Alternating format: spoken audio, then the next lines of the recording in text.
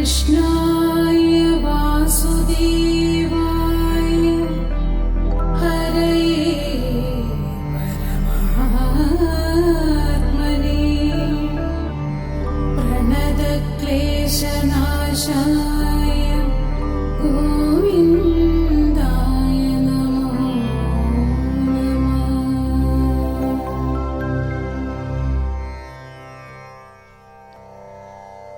ഭാഗവത കഥകൾ 145. രുക്മിണിയെ സ്വന്തം തേരിൽ കയറ്റി ശ്രീകൃഷ്ണൻ പോകുന്നത് കണ്ടവർ ഒരു നിമിഷം സ്തബ്ധരായി തീർന്നു. അമ്പരപ്പൊതുങ്ങിയപ്പോൾ ശിശുപാലനൊപ്പമുണ്ടായിരുന്ന രാജാക്കന്മാർ സ്വന്തം സൈന്യത്തോടൊപ്പം ചേർന്ന് ശ്രീകൃഷ്ണനെ ആക്രമിച്ചുവെങ്കിലും പരാജയമായിരുന്നു ഫലം. ജരാസന്ധൻ ഉൾപ്പെടെയുള്ളവർ യുദ്ധക്കളത്തിൽ നിന്നും പിന്തിരിഞ്ഞ് ഓടിപ്പോകേണ്ടി വന്നു. സ്വന്തം പത്നിയെ നഷ്ടപ്പെട്ടവനെ പോലെ വിലപിച്ചിരിക്കുകയായിരുന്നു ശിശുപാലൻ.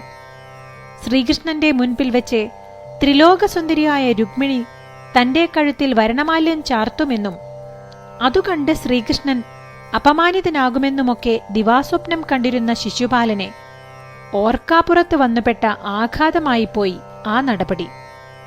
വിഷാദിച്ച് തലകുനിച്ചിരിക്കുന്ന ശിശുപാലനെ സമീപിച്ച് ജരാസന്ധൻ ഇങ്ങനെ പറഞ്ഞു: പുരുഷശ്രേഷ്ഠ, അങ്ങ് ഇതിൽ വിഷമിക്കാതെയിരിക്കുക. എല്ലാ ജീവജാലങ്ങൾക്കും സുഖദുഃഖങ്ങൾ മാറി മാറി വന്നുകൊണ്ടിരിക്കുകയില്ലേ? ഞാൻ എന്റെ പ്രശസ്തമായ 23 അക്ഷൗഹിണിപ്പടയും കൊണ്ട് 17 തവണ ശ്രീകൃഷ്ണനോടെതിരിട്ട് പരാജയം അനുഭവിച്ചു. 18ാമത്തെ തവണ മാത്രമാണ് എനിക്ക് വിജയം കൈവരിക്കാൻ കഴിഞ്ഞത്. അന്ന് ശ്രീകൃഷ്ണൻ മലമുകളിലെ അഗ്നിയിൽപ്പെട്ട് മരിച്ചുപോയി എന്നാണ് ഞാൻ കരുതിയത്. എന്നാൽ അതിൽ നിന്നും അവൻ രക്ഷപ്പെട്ടു. യുദ്ധത്തിൽ പരാജയപ്പെട്ടപ്പോൾ ഞാൻ ദുഃഖിക്കുകയോ വിജയിച്ചപ്പോൾ സന്തോഷിക്കുകയോ ചെയ്തില്ല എന്ന് അങ്ങ് അറിഞ്ഞാലും ഈ ലോകം കാലത്തിനൊത്ത് കറങ്ങുകയാണ് ചെയ്യുന്നത്. ഇന്ന് കേവലം തുച്ഛന്മാരായ യാദവ സൈനികർ വീരാഗ്രേസരന്മാരായ നമ്മളെ പരാജയപ്പെടുത്തിയിരിക്കുന്നു എന്നതിനർത്ഥം കാലം അവർക്കനുകൂലമാണ് എന്നത് മാത്രമാണ്. കാലം നമുക്ക് അനുകൂലമാകുമ്പോൾ നമ്മെയും ഇതേ വിജയം തേടിയെത്തും. ഇങ്ങനെ ഏറെ സാന്ത്വന വചസ്സുകൾ കേട്ടിട്ടും ശിശുപാലനെ തന്റെ ദുഃഖം മറക്കാനായില്ല. വിവരങ്ങൾ അറിഞ്ഞ രുക്മിക്ക് കോപം തടുക്കാൻ കഴിഞ്ഞില്ല. ഗർജിച്ചുകൊണ്ട് സൈന്യത്തോടുകൂടി കൃഷ്ണന്റെ പുറകെ പായുന്നതിന് അമ്പും വില്ലും ധരിച്ചിറങ്ങുമ്പോൾ രുക്മി ഇപ്രകാരം പ്രതിജ്ഞ ചെയ്തു: ആ യാദവ ചോരനെ കൊന്ന് എന്റെ സഹോദരിയെ വീണ്ടെടുത്ത് വിദർഭയുടെ അഭിമാനം സംരക്ഷിക്കാതെ ഇനി ഞാൻ കുണ്ടിനപുരിയിൽ കാലുകുത്തുകയില്ല. ഏറ്റവും വേഗതയേറിയ കുതിരകളെ കെട്ടിയ തേരിൽ രുക്മി ഒരു നിമിഷം കളയാതെ കൃഷ്ണന്റെ പിറകെ പാഞ്ഞു. ശ്രീകൃഷ്ണന്റെ രഥം മുന്നിൽ കണ്ടപ്പോൾ രുക്മി ഇപ്രകാരം ഗർജിച്ചു: അധമനായ യാദവ, നിൽക്കൂ അവിടെ. ദേവദേവന് നിവേദിച്ച ഹവിസ് കള്ളനായ ഒരു കാക്ക കൊത്തിക്കൊണ്ടു പോകുന്നതുപോലെ എന്റെ അനന്യസദൃശയായ സഹോദരിയെ കള്ളനായ നീ കട്ടുകൊണ്ടുപോകുന്നു. രാക്ഷസന്മാർ മാത്രമാണ് ഇപ്രകാരം വിവാഹ ചടങ്ങുകൾക്കിടയിൽ വധുവിനെ അപഹരിക്കുക. അത്രയ്ക്കും അധമകർമ്മം ചെയ്ത നീ എന്റെ അമ്പേറ്റ് ചോര വാർന്ന് ഇവിടെ കിടന്ന് പ്രാണൻ പോകാൻ ആഗ്രഹമില്ലെങ്കിൽ അവളെ വിട്ടയച്ച് മാപ്പു ചോദിക്കുക. അത് കേട്ട് ഭഗവാൻ ചെറുപുഞ്ചിരിയോടെ വില്ലുകുലച്ച് തന്റെ അസ്ത്രം രുക്മിയുടെ നേർക്ക് തൊടുത്തുവിട്ടു. ശരീരത്തിൽ തറച്ചു ഇറങ്ങിയ ആ അമ്പ് മാത്രമായിരുന്നു ഭഗവാന്റെ മറുപടി. അമ്പേറ്റ് രുക്മിയുടെ മുറിവിൽ നിന്ന് രക്തം ഒലിച്ചിറങ്ങി തുടങ്ങി. പിന്നെ വന്ന അസ്ത്രങ്ങൾ തേരാളിയെ ലക്ഷ്യം വെച്ചു. 3 അസ്ത്രങ്ങൾ രഥത്തെയും 8 അസ്ത്രങ്ങൾ കുതിരകളെയും ലക്ഷ്യമാക്കിയുള്ളവയായിരുന്നു.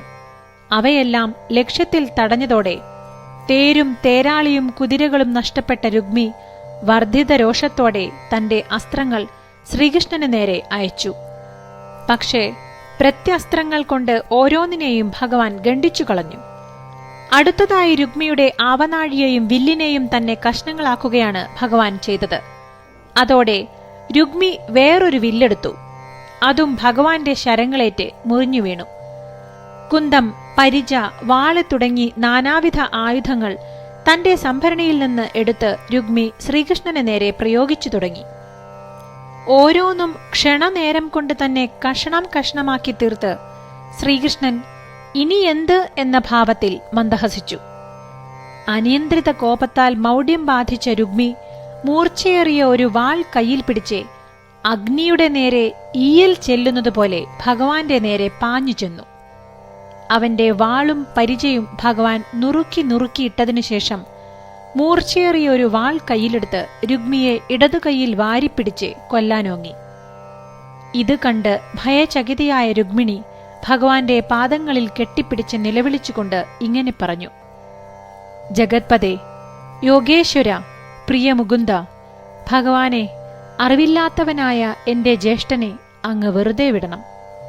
ഇപ്പോൾ തന്നെ ഞാൻ അങ്ങയുടെ വീര്യശുൽക്കമായി കഴിഞ്ഞു. എന്റെ പ്രിയ സഹോദരനെ ഈ മംഗളവേളയിൽ അങ്ങ് വധിക്കരുത്. കൃപാവാരിധേ, ഈ ഉള്ളവളോട് കരുണ കാട്ടണേ.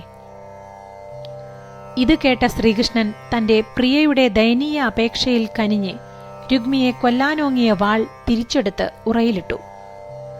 എന്നാൽ ഇത്രയും നാൾ അവൻ ചെയ്ത അധമങ്ങൾക്ക് ഉതകുന്ന ശിക്ഷ എന്നതുപോലെ അവന്റെ ഉത്തരീയം പിടിച്ചഴിച്ച് അവനെ തന്റെ രഥത്തിൽ കെട്ടിയിട്ടു. അധിക്ഷേപ വാക്കുകൾ കൊണ്ട് യാദവ കുലത്തെയാകെ ഭർസിച്ചുകൊണ്ടിരുന്ന രുഗ്മിയുടെ താടിയും മീശയും മുടിയും പലയിടങ്ങളിൽ വെട്ടിക്കളഞ്ഞ് വികൃതമാക്കി.